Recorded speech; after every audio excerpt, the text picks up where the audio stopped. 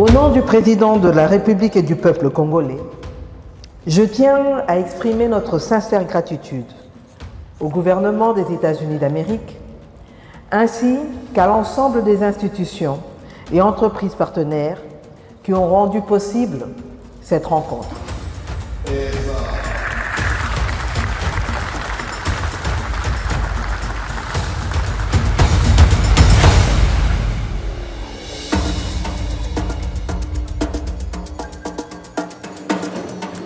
Nous sommes en 2025, nous clôturons bientôt l'année, mais cette année a été marquée par des moments très forts dans le cadre de l'histoire de notre pays, mais également dans le cadre de notre coopération avec les États-Unis d'Amérique.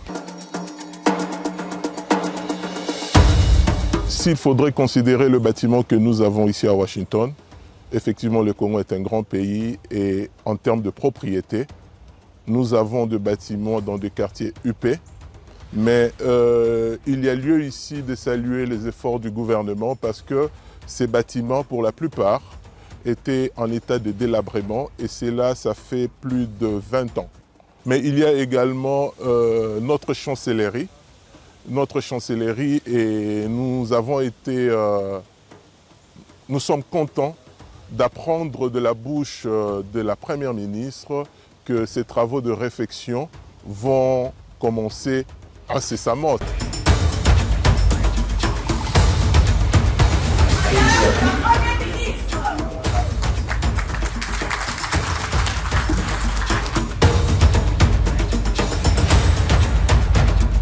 Nous, République démocratique du Congo, avec le chef de l'État à sa tête, nous sommes orientés vers la paix parce que c'est la paix qui va permettre le développement de notre pays dans toute son ampleur. Et c'est ça le plus important pour nous. Avoir ce contact avec des investisseurs au niveau économique, cela permet de bâtir des ponts. Mais cela permet aussi de démontrer ce que le Congolais, ce que la Congolaise est capable d'apporter pour la République démocratique du Congo, pour son développement.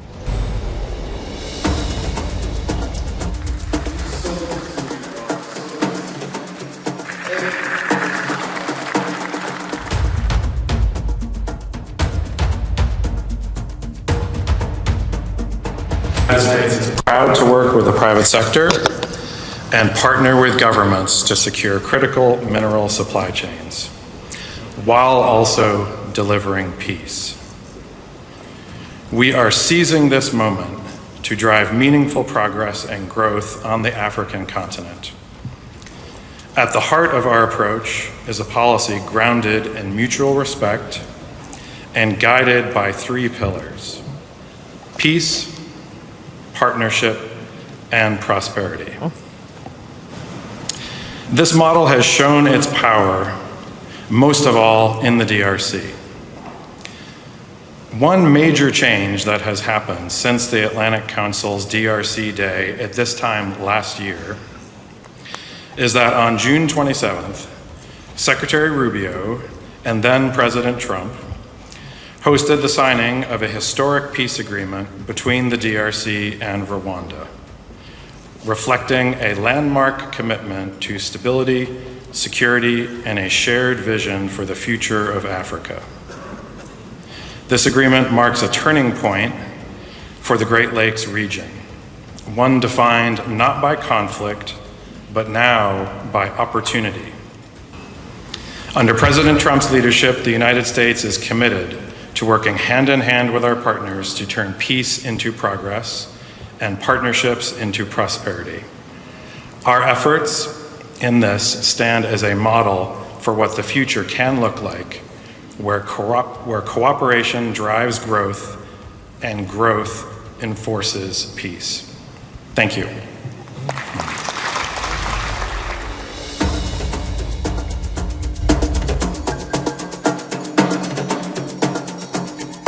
Avec une population estimée à plus de 100 millions d'habitants, une géographie unique et un potentiel naturel exceptionnel, la République démocratique du Congo se positionne comme un partenaire stratégique des États-Unis d'Amérique dans la construction d'une économie verte, résiliente et inclusive.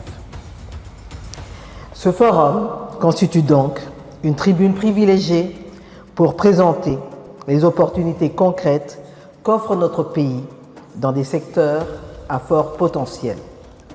On peut citer les mines et l'énergie. Il y a aussi les infrastructures routières et ferroviaires, telles que le corridor de Lobito, véritable catalyseur d'intégration régionale et de compétitivité continentale.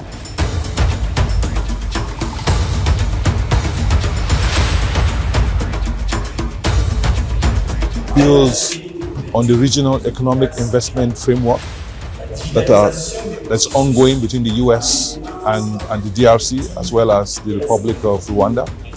And it reinforces our earlier conversations with the Special Advisor for Africa, Mr. Massad Boulos, actually Dr. Massad Boulos, when we engaged with him in the spring about how we can work together to advance investments in the DRC.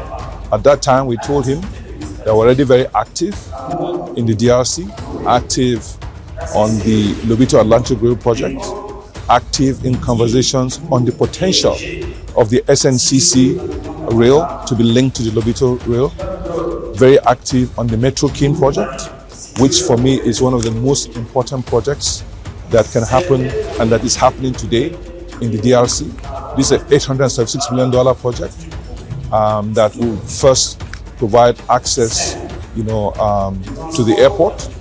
It will reduce travel time by 4 hours. It would transport over 450,000 people, provide access, better road access or transport access for 17 million people living in Kinshasa.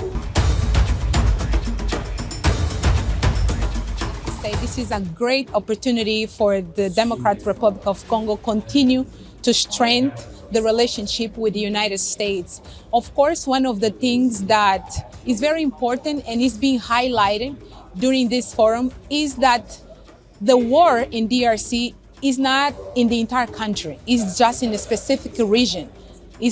That means that the investors that want to go to DRC, they can still go and invest in different provinces where there is a lot of potential. So seeing the Prime Minister of Congo be here participating in this forum and as a woman, this brings more opportunity and more importance to the forum that shows the world that women have voice in DRC.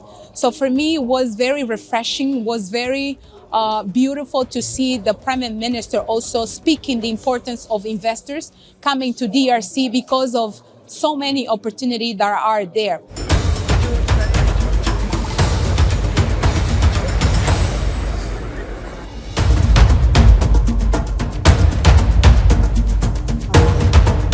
Madame la Première ministre nous a très bien reçus.